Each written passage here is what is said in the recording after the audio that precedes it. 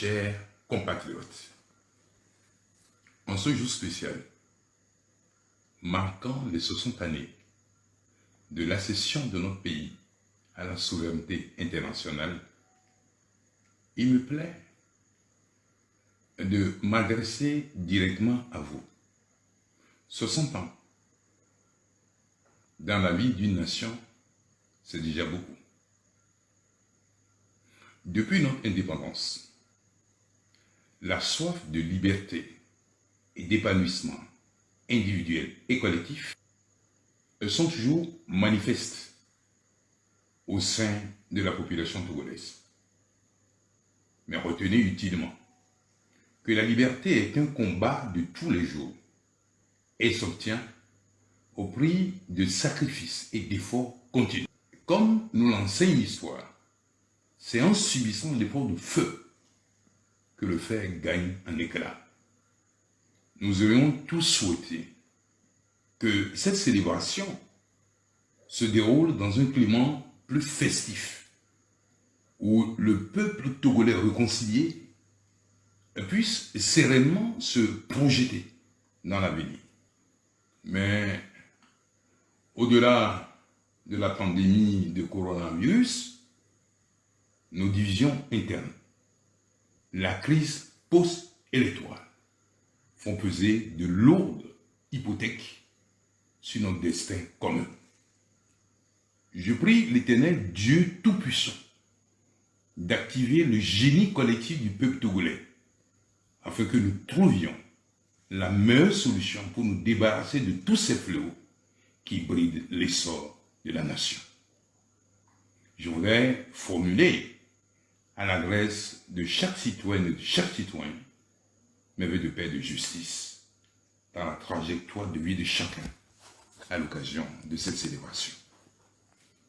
Togolaises et Togolais, mes chers compatriotes, vous avez été témoins des vacheries et des violations graves des droits humains attachés au statut de votre humble serviteur, alors que la liberté de choix et le libre arbitre sont des droits inaliénables consacrés par la Constitution togolaise.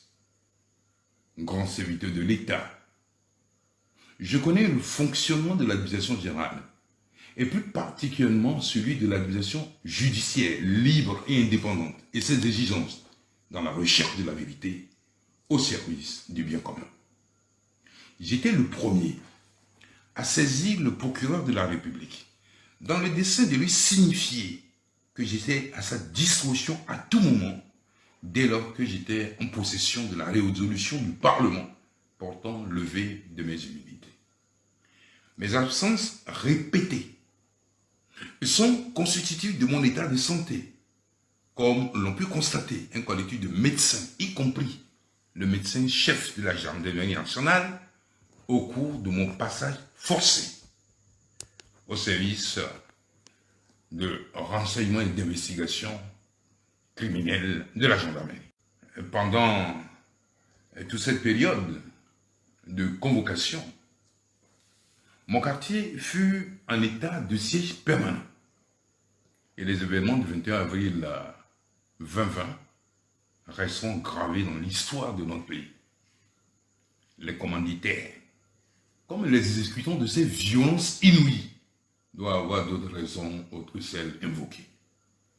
Je formule à l'adresse du Seigneur mes prières pour eux, afin qu'il apaise ce qui alimente leur rage et leur fureur dans cette expédition punitive contre ma famille, mes proches et les patriotes qui ont souffert et continuent de souffrir des dégâts de cette tragédie.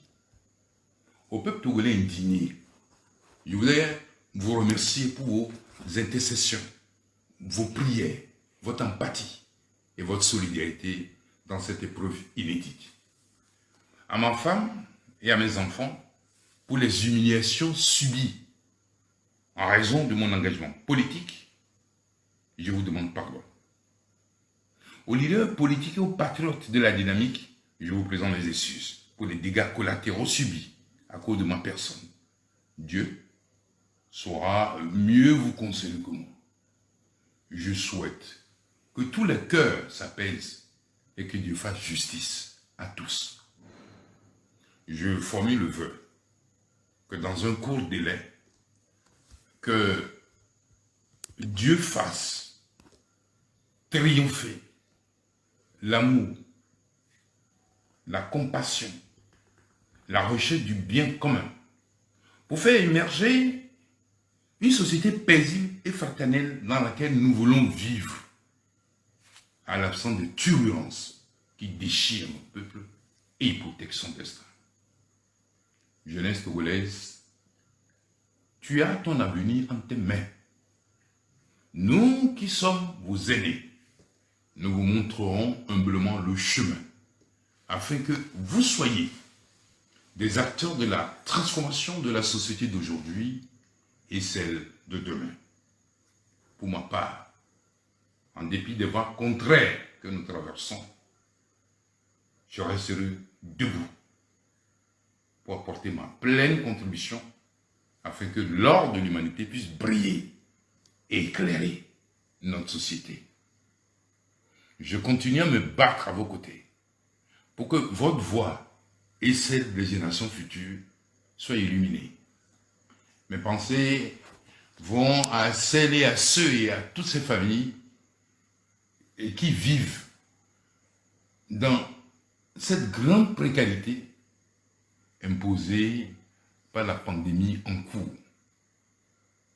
Pour finir, il me plaît de rendre hommage au père de l'indépendance et également donc à tous ceux qui se sont sacrifiés et versé le sang pour que nous soyons un peuple libre.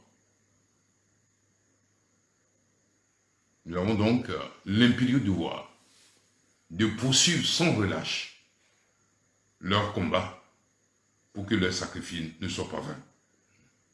Togolais, Togolaises, debout et demeurons dans l'espérance.